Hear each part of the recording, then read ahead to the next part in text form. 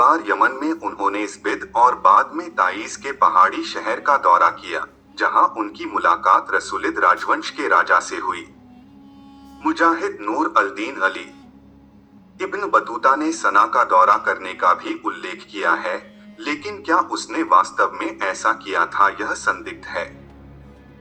पूरी संभावना है कि वह ताइज से सीधे अदन के महत्वपूर्ण व्यापारिक बंदरगाह पर गया और 1329 या 1331 की शुरुआत के आसपास पहुंचा। अदन से इब्न बतूता सोमालिया के तट जिलाओं की ओर जाने वाले एक जहाज पर सवार हुआ।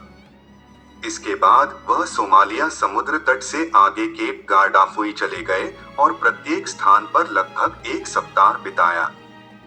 बाद में वह मोगादिशु का दौरा करें, जो बर्बर्स की भूमि बलाद अल-बारबार का तत्कालीन प्रमुख शहर था, जो हॉर्न ऑफ अफ्रीका के लिए मध्ययुगीन अरबी शब्द है। जब 1331 में इब्न बतूता आया, तो मोगादिशु अपनी समृद्धि के चरम पर था। उन्होंने इसे कई अमीर व्यापारियों वाला अत्यधिक बड़ा शहर बताया, जो अपने उच्च गुणवत्ता वाले कपड़े के लिए प्रसिद्ध था, जिसे मिस्र सहित अन्य देशों में निर्यात किया जाता था। इब्न बतूता ने कहा कि शहर पर सोमाली सुल्तान अबू बकर इब्न सैक्स उमर का शासन था, जो मूल रूप से उत्तरी सोमालिया के बरबेरा का रहने वाला था और सोमाली और अरबी दोनों समान प्रवाह के साथ बोलता था। सुल्तान के पास वजीरों, मंत्रियों, कानूनी विशेषज्ञों, कमांडरों, शाही हिजड़ों और उसके इशारे पर काम करने वाले विभिन्न पिछलकुओं का एक दल भी था। इब्न बतूता जहाज से दक्षिण की ओर स्वाहिली तट तक गया, जो उस समय अरबी में इस क्षेत्र के नाम से जाना जाता था, बिलाद अल-जंज मोम्बासा के द्वीप शहर में रात भर रुकने के साथ। हालांकि उस समय अपेक्षाकृत छोटा सा मोम्बासा अगली सदी में महत्वपूर्ण हो जाएगा।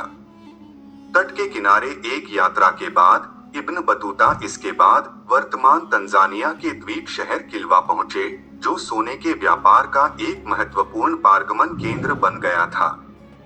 उन्होंने शहर को दुनिया के सबसे खूबसूरत और अच्छी तरह से निर्मित शहरों में से एक बताया। इब्न बतूता ने 1330 में किल्वा सल्तनत की अपनी यात्रा दर्ज की और इसके शासक सुल्तान अल-हसन इब्न सुलेमान, जो कि प्रसिद्ध अली इब्न अल-हसन शिराजी के वंशज थे, की विनम्रता और धर्म पर अनुकूल टिप्पणी की। उन्होंने आगे लिखा कि सुल्तान का अधिकार दक्षिण में उत्तर इन्हाम्बेन में मालिंदी तक फैला हुआ था और वह शहर की योजना से विशेष रूप से प्रभावित था और इसे तट पर किल्वा की सफलता का कारण मानता था। इस अवधि से हुसुनी कुब्वा के महल का निर्माण और किल्वा की महान मस्जिद का एक महत्वपूर्ण विस्तार हुआ, जो मूंगा पत्थरों से बनी थी और अपनी तरह की सबसे बड़ी मस्जिद थी। मानसूनी हवाओं में बदलाव के साथ इब्न बतूता वापस अरब की ओर रवाना हुआ, पहले ओमान और होर्मुज जलसमंद्र और फिर मक्का की ओर। मक्का में एक और साल बिताने के बाद इब्न बतूता ने दिल्ली के मुस्लिम सुल्तान मोहम्मद बिन तुगलक के साथ रोजगार तलाशने का फैसला किया। 1330 या 1332 में अपनी यात्रा के लिए एक मार्गदर्शक और अनुवादक की आवश्यकता के कारण वह अनातोलिया के सेल्जुक नियंत्रित क्षेत्र के लिए निकल पड़े, ताकि वहां से भारत जाने वाले कारवां में शामिल हो सकें। लताकिया के सीरियाई बंदरगाह से एक जेनोइस जहाज उसे आधुनिक तुर्की के दक्षिणी तट पर अलान्या ले गया।